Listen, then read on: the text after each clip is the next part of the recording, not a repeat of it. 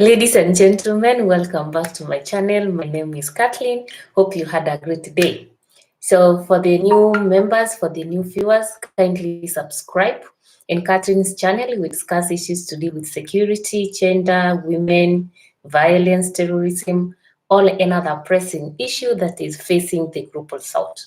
For the other members who have always been with me since we started this journey, I really appreciate you so much. Keep sharing your ideas, keep giving me the feedback, and more importantly, keep suggesting more topics of discussions that we'll be having. Today, in the gang series that we started the other day, we are now going to look at one of the gangs or one of the militias or vigilantes, all non-state armed groups that has been banned under the Prevention of Organized Crime Act 2010. And as usual, I'm going to start with the group that actually I entered with first into the security studies, all in the line of security research. And this is the CHINKORORO group. Now, the CHINKORORO group is among the groups, also among the 33 vigilantes that have been listed under the Prevention of Organized Crime Act. And at the time of its ban in the country, the ban elicited or received various reactions from different people. Some said it's no, the group is not a criminal gang, but they are the traditional warriors of Abagusi who actually come to the aid of the Gusi people when they are facing attacks and cattle raiding from their neighboring communities, that is the Kalenjin and the Maasai. Others came out to say that no, CHINKORORO group is just like another militia that has rose to fill the gap that maybe the security agencies and institutions in the country have left, especially along the Gusi Maasai Kalenjin border, where cases of cattle raiding and rustling were very common. And as per the government, the CHINKORORO group is classified as a criminal gang. So such receptions and such definitions and descriptions of the CHINKORORO group actually calls for a true identity of the CHINKORORO group to be established. We need to know who are they, CHINKORORO, where do they operate, which weapons do they use, do they have anything to do with gender dimensions in their group, and why, despite the fact that the group has been banned for over 3 times in 2002, in 2010, in 2014, still in 2017, we could see still that the group is still alive in the region. So today we are unmasking that.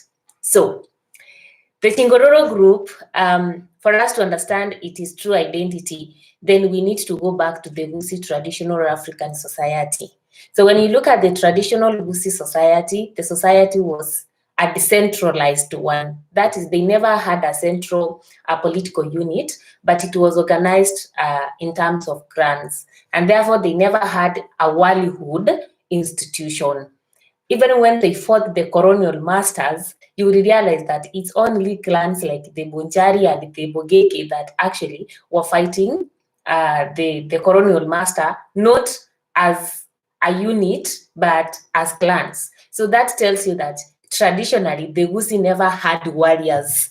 And it's because of the fact that they never had warriors that they felt they were always at the receiving end whenever they received cattle raiding from their neighboring communities. So the fact that the Gusi never had warriors pre-colonially tells us that CHINKORORO cannot and are never traditional warriors of Abagusi. So on the fact whether CHINKORORO are traditional warriors of Abagusi or not, the answer is no. CHINKORORO are not traditional warriors of Abagusi. Then the question that comes in is, if CHINKORORO are not traditional warriors of Abagusi, when did they emerge and what necessitated their emergency? Now, the CHINKORORO group emerged around the 1950s up to 1960s, but the meeting that led to the formation of CHINKORORO group was formed in early 1950s at a place called Kiango, when the Gusi could not take in more cattle raiding and rustling from their neighboring communities, and following those animals, like their lost animals or their stolen animals, was very difficult because they never had somebody who could actually help to follow it as a unit. They never had a single military unit. We can say that they had boys who could follow that. So because of that, they really felt intimidated and thought like they needed to find a solution to their problem. So CHINKORORO rose as a result of the activities of the Kalenjin Morans, the Kalenjin warriors, and the Maasai Morans. So when the group was formed in the 1950s, it became like a security wing of the Omogusi that was actually whose activity was sanctioned by the elders. Even when they went into war, even when they went into raiding, that time the warriors used to, the CHINKORORO fighters used to receive support and blessings from the Gusi elders. A ceremony could be done to prepare them to go. So it continued like that between the time of the formation or the time of formation up to early 1980s, when political repression in the country, as we explained earlier in the introductory video, really grew so much. And this political repression could see ethnic clashes among communities in Kenya. And in 1982 and 1987, CHINKORORO was mentioned to have participated in the ethnic flare-up between the Gusi and the Maasai and the Kalenjins along the border.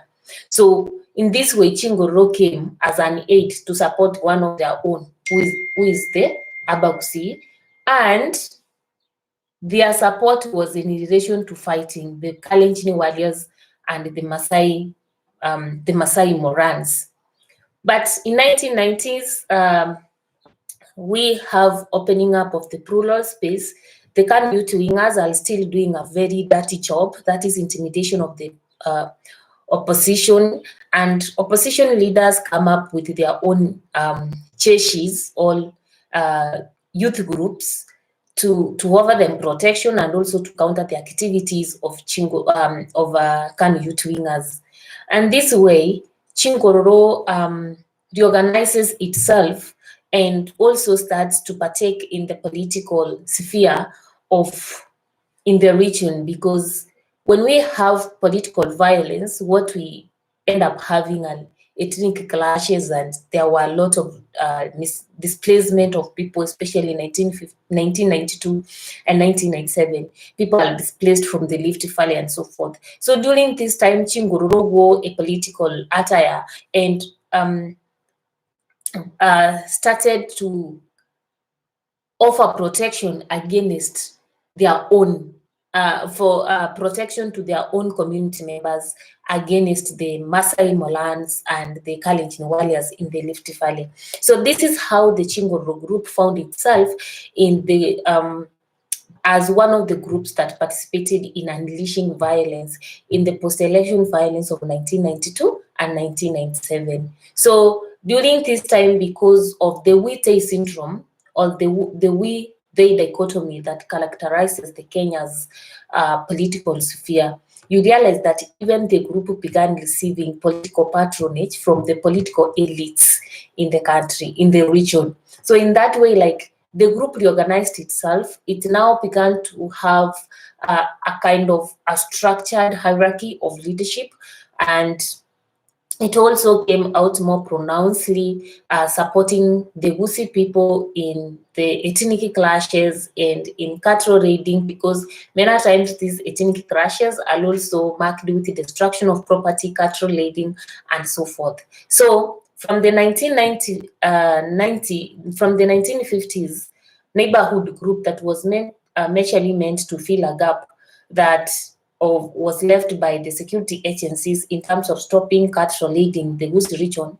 Into 1990s, CHINKORORO became a political group that started receiving political patronage and engaging into political activities of the country, including participation in post-election violence. And with regard to this, in 2002, together with 18 other groups, CHINKORORO movement was actually, all the CHINKORORO group was actually banned. But the ban of CHINKORORO group in 2002 did not mean that the group ceased to exist. What happens is, in 2007, we see again CHINKORORO service all come into the limelight, and this comes as a result of what happened in the 2005 referendum that foresaw the animosity that grew among ethnic groups that led to the 2007 political tension and eventually the contested elections and the post-election violence. So in 2007, we see CHINKORORO in the limelight again. The work report has cited that CHINKORORO group was among the groups that unleashed violence to people in the Rift Valley. So it's after that that in 2010, again, we see CHINKORORO being banned. But activities after 2010 depict that CHINKORORO actually still exists in Kisii region. And up to 2017, we saw aspects of CHINKORORO being mentioned by our leaders, or our political leaders, as a threat against those people who would maybe threaten the Gusii people during the 2017 general elections. So it tells us that CHINKORORO is still live in Gusii region. But the question is, how unique is CHINKORORO movement or the CHINKORORO group from another gang or from another group that has been listed in the Prevention of Organized Crime Act 2010? It's very simple. CHINKORORO makes use of simple weapons, and one of their weapons is a spear, and then they also have a shield. They also have the arrows, and then they also have a sling. A sling is a weapon that you put a stone and then you hit. It is the weapon that David used to hit Goliath.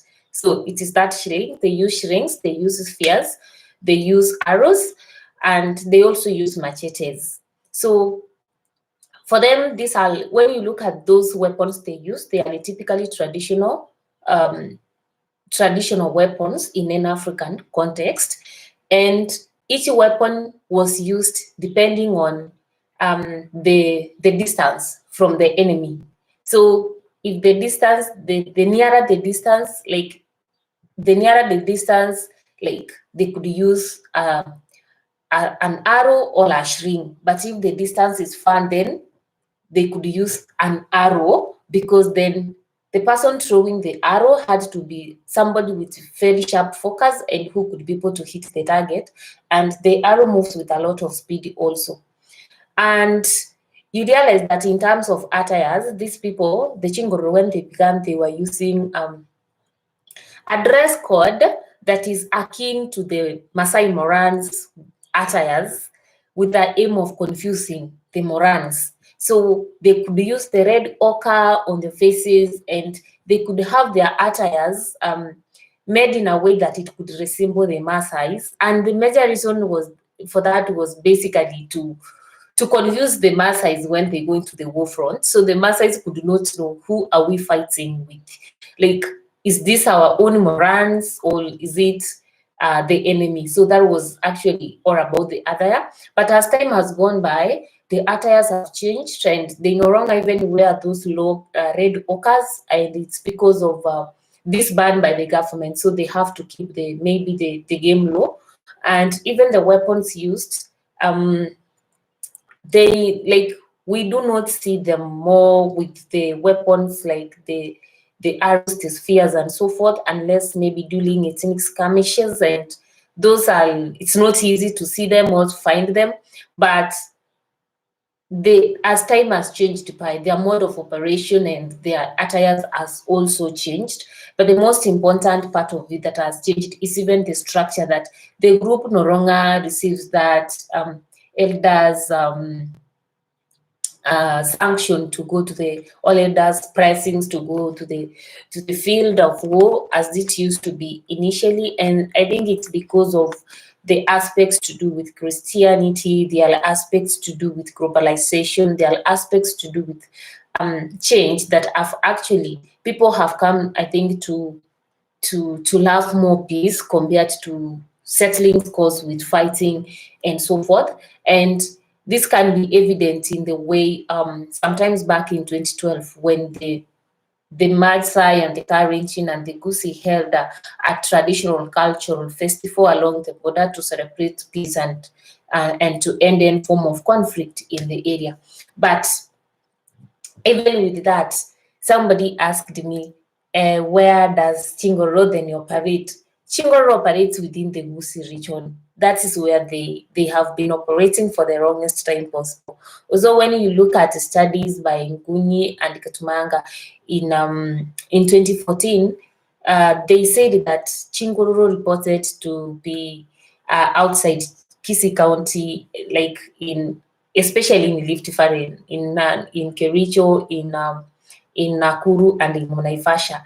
But I can only say that the presence of CHINKORORO, or the fact that maybe CHINKORORO was felt in Nakuru or in Kericho, it's because you see Rift Valley is generally made up of the Maasai and the Karenjin from the side of the Gusii, and therefore I think the presence of CHINKORORO in that region, especially during the post-election violence, it's obvious to fight. So I do not think that the group is permanently, or like they have a splinter group permanently operating in Nakuru and all in Naivasha. And even when that may be the case, then it's not like it has that hierarchical structure or like a very structured way of operation, because as it is right now, CHINKORORO, the current group of CHINKORORO is not the same as the one that actually existed in 1950s and 1960s.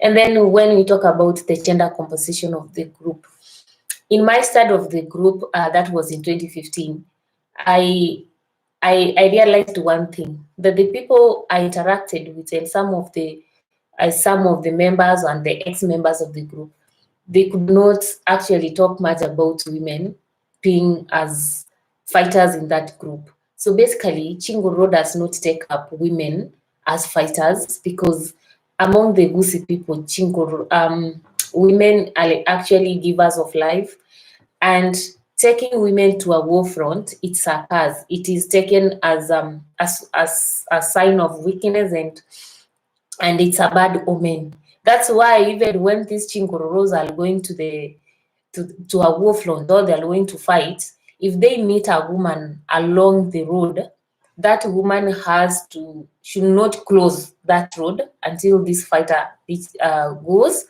At the same time, land, which is actually attributed to motherhood in Gusii region, it's never tilted. Like, you cannot dig ground when CHINKORORO are in the war front fighting, because that means like you are basically pulling the fighters.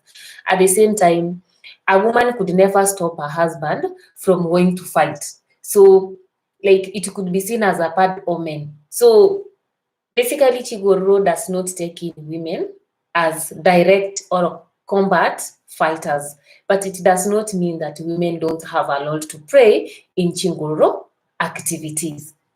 So in my study in 2015, I realized that the women are the pillar, or are the background pillar upon which CHINKORORO group actually is operating. And when you look at, for example, when the group began, when they used to go to war, the women prepared something called a brew. It's called ebusa, which is a traditional Gusii brew, and this brew could be used to place the warriors, all the fighters, when they are going to war. Like when CHINKORORO was going maybe to fight with the Maasais, the clan elders and the elders in the Gusii region could come together in a ceremony where they could place them, and in this ceremony, some sacrifices were done, and if the smoke went up, it was like, if it went up, then it meant that victory was on the side of CHINKORORO, and if the smoke went sideways, then it meant that CHINKORORO were likely to lose in the field, and therefore the gods of something had to be done to make sure that one does not happen. So this brew was not prepared by another person other than elderly women who were highly respected in the region. So women really played a very, very great role when it came to to placing or preparing the fighters to the field. And another thing is that women were very, very key when it came to correction of intelligence for CHINKORORO group. And you realize that many times these Gusii women were very well conversant with the Maasai and the Kalenjin language, such that they could parade as just innocent women correcting via good on the other side, and they could just collect information and actually know. They could act as spies and collect information and actually know even when the Maasais are planning maybe to raid the Gusii region. And another thing is women played a very, very significant role, again, when it comes to the preparation of the homecoming ceremony of the CHINKORORO, when they have won in a battlefield, or even when they have come and somebody had killed somebody, there was a cleansing ceremony. And in this cleansing ceremony, the women were supposed to prepare brew, and there were other aspects that these women were supposed to do around that ceremony. So you realize that actually, while women were not in the field fighting, the women were very, very instrumental when it came to the success of CHINKORORO in the field and after the field. And you realize that the presence of women in CHINKORORO is not highly spoken, and so is the presence of women in another vigilante or armed group across the world. We normally tend to look at CHINKORORO as a man and forget the mothers, the sisters, the wives, the children, girls who are actually supporting their male counterparts in this fight. So you realize that yes, women were not in direct combat when it came to CHINKORORO fighting, but they are a very, very strong pillar behind the success of CHINKORORO movement. And when you look at also when this man is going to a war, when he is moving out, a woman, if he's married, the wife would wake up and put the weapon, the arrow, whatever the weapon that the man has on the door, like lay the weapons on the door from where the man could pick them. So it tells you that there was a very strong connection in terms of gender and in terms of the recognition of women as not actually direct combat fighters, but fighters in the background when it comes to the activities of CHINKORORO group. Then another question that comes in is, CHINKORORO group has been banned more than 3 times, or has been listed as an illegal group more than 3 times in Kenya, but still the group exists. So the question is, why does this group continue to exist despite these several bans? So the answer is very simple. The tenacity of CHINKORORO movement can be explained or can be linked to the political system or the nature of politics in Kenya. You see, the country has had a long history of post-election violence. 1992, 1997, 2002, I think is the only time that we never had post-election violence or another violence related to election. But again, 2007, and we saw what happened in 2017. So this nature of post-election violence creates a dichotomy of we and they, like one ethnic group against the other. I think it has reached a point whereby Kenyans don't trust other Kenyans from a different ethnic groups when it comes during the electioneering period. There's a lot of uncertainties. There's a lot of fear, because what history has taught us is that during elections or during the electioneering period, you can easily be displaced from a place, or there are always fights, there's always violence, there's always destruction of property, and so forth. And you realize that almost every region in the country, like almost every ethnic group in the country has a militia group, or has a vigilante or a non-state armed group that acts as a security wing in that region. Or even when it is in the city, you will find like a group like Taliban is associated with the Luos, and then you will have Mungiki associated with the Kikuyus, then you will have Gaza, you will find that there are groups, and these groups are associated with different ethnic groups or with different political elites. So you realize that it becomes hard for a group to cease to exist. Like, it becomes hard to say that, for example, CHINKORORO would cease existing because other groups are still existing. Like, the presence of other groups, other militias in other communities or in other regions cannot allow the CHINKORORO group to completely stop existing.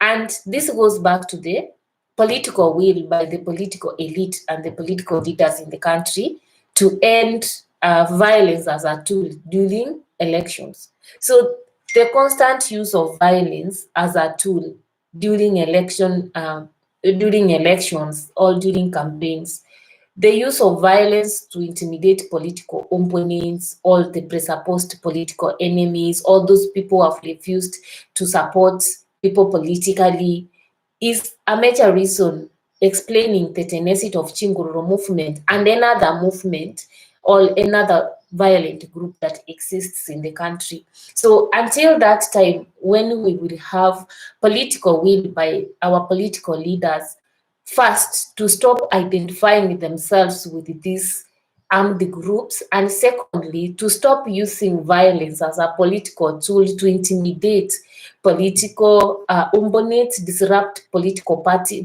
rallies or political opponents, and even displace those who are regarded as not have supported them in their political campaigns or in their voting, then these groups are never likely to come to an end. So for me, I believe that so long as there's no political will by the political elite in the country to end violence as a political tool, then groups like CHINKORORO group will continue to exist. Why am I saying that? In as much as when I was doing my study in 2015, I had a section of the Gusi people who were very, very bitter about the presence of the group, because when it comes to the time of fighting, these young men sometimes can really take advantage of the situation. And if they bring you, for example, cattle that they have stolen from another community and you refuse, they will see it as betrayal and they may beat you. And with the following world where some people have impressed Christianity and so other principles that guide their life, there are those ones who feel like, for example, they don't want to be associated with fighting or having a property that has been obtained out of a conflict and so forth. So if you say no, they will punish you. So I realized that such category of people were very much against that group. But overall, when I looked at the larger picture, I realized that when it comes to electioneering period, or when it comes to the time when the Gusi are facing a crisis or a conflict with their neighboring communities, the Gusi people will always support the CHINKORORO group, and they will always talk so good about that group, and they will even call them the boys guarding the borders, like the boys at the border. Like, literally, it means that these are our young men who are guarding our borders. So you realize that, number one, there's a security gap that really needs to be filled along the Gusi, Masai, and Kalenjin border, to ensure that actually we do not have these warriors, the Kalenjin warriors, the Masai Morans, and the CHINKORORO Vigilante actually taking the law in their hands and saying that they are now offering that support. And secondly is the idea that we should strive to end post-election violences and the political violence in the country. That is the only way then these groups would not have like political relevance in terms of protecting one of their own, as they normally put it. Otherwise, I realize that each time the group is listed, it goes underground, and when we enter into an electioneering period, you will definitely hear the word CHINKORORO. So that tells you that a lot needs to be done when it comes to the CHINKORORO group. And to end that group, we will not only focus on bringing the group to an end or eradicating its members, but we should focus at the larger picture of what should we do concerning the vigilantes and the gangs in the country in general. And this has to start from the political elite of the country, especially when we look at those groups that emerged in the early 1950s, 1960s, 1970s, and 1980s as a result of the political repressions, activities of the Kanu youth wingers, and political intimidations from the ruling party. So otherwise, that is all about CHINKORORO group. If you have a question concerning CHINKORORO group, just put it in the chat box. I will gladly answer your question. If you want to know more about the CHINKORORO group, you can go online and look at the transformations of CHINKORORO movement among the Abakusi of Kisii County, 1961 to 2010, by Catherine Bosibori Nyabwengi, advisors at Kenyatta University. So if you really want to know more about CHINKORORO, you can look at it. It has a lot to do with how the group evolved, how it emerged, the weapons they used, the clothes they wore, how it became a political group, and now where it is right now. Otherwise, that was a short summary of the CHINKORORO group, and I'm very, very sure that you have known one thing. It is not a traditional warlords of Abakusi. They do not use modern weapons like guns. They focus on the traditional one, majorly the sling, the machete, the arrow, the shield, and the knives and so forth. And then we have women in CHINKORORO not as combatant fighters, but as background supporters and fighters. And that one does not make them less of fighters. Actually, they are the pillar behind this, the strong support or the strong success of the CHINKORORO group. And about the tenacity of the CHINKORORO group, it is because of lack of political will in the country to end post-election violence and violence as a tool for political intimidation. Otherwise, I wanna wish you a very, very lovely day. I wanna wish you happy moments. Kindly subscribe if you have not subscribed, and let's meet in the next episode where we'll be discussing another very, very, very nice group. It's a group that when we talk, everybody's like, no. It's a group that is highly feared in Gusii region. And next, we will be talking about the Zungu in Gusii region. Thanks so much, and let's meet next time.